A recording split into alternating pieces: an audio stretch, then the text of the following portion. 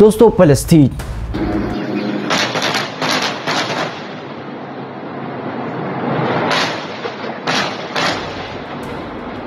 فلسطین ایک طویل اور پیچیدہ تاریخی کشمکش سے گزر رہا ہے۔ یہ ایک آزادی کی جنگ ہے جو سالوں سے جاری ہے۔ غزة صبرا فمصر الرسول ترخص لأجله الروح بشراكم الجنة وجوار رسول الله۔ دوستو فلسطینی لوگ اپنے وطن کی آزادی اور بنیادی انسانی حقوق کے لیے لڑ رہے ہیں۔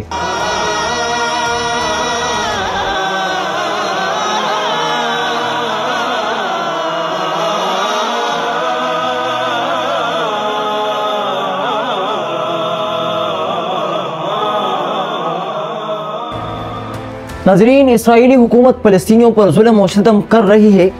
انہیں اپنے گھروں سے بے دخل کیا جا رہا ہے، ان کے بچوں کو گرفتار کیا جا رہا ہے اور ان پر بلا وجہ حملے کیے جا رہے ہیں۔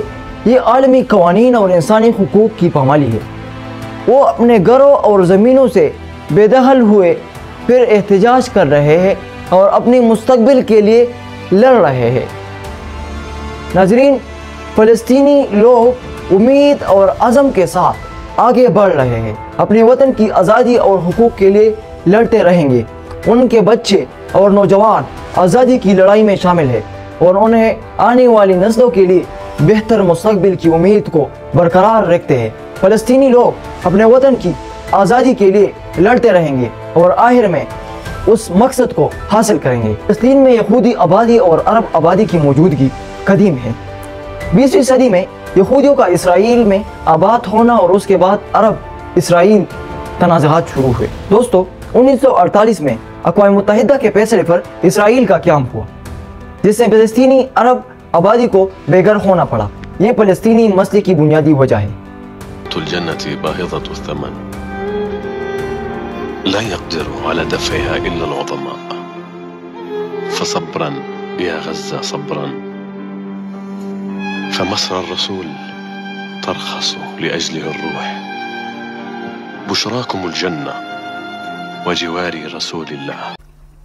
اس مسئلے میں فلسطینیوں کی آوارگی، اسرائیلی آبادکاری، مقبوضہ علاقوں پر کنٹرول، غزہ پٹی میں بدترین حالات اور انسانی حقوق کی خلاف ورزیاں شامل ہیں۔ اسلامی اور عرب ممالک فلسطینیوں کے حقوق کے لیے لڑتے آئے ہیں اور اسرائیل کی پالیسیوں کی مذمت کرتے ہیں۔ دوستو، اسرائیل کی پالیسیوں کی مذمت کرتے ہیں۔ اس مسئلے کا حل مذاکرات، امن، عمل سے نکالا جانا چاہیے۔ اس مسئلے کا حل دو ریاستوں کے نظام میں دیکھا جاتا ہے، جس میں فلسطین اور اسرائیل کی آزاد ریاستیں قائم ہو، لیکن اس پر اتفاق نہیں ہو سکا ہے۔ اس طرح فلسطین کا مسئلہ بہت پیچیدہ ہے اور اس کے حل کے لیے مذاکرات اور امن و عمل ضروری ہے۔ اسلامی اور عرب ممالک اس مسئلے پر مستقل اور عادلانہ حل telaş کرنے کی کوشش کرتے آئے ہیں۔ Gözlerin şahit olsun, gözyaşınla ıslanan ellerin şahit olsun. Çok yakın güzel günler, bir kez daha ufka bak, nefsim ayağa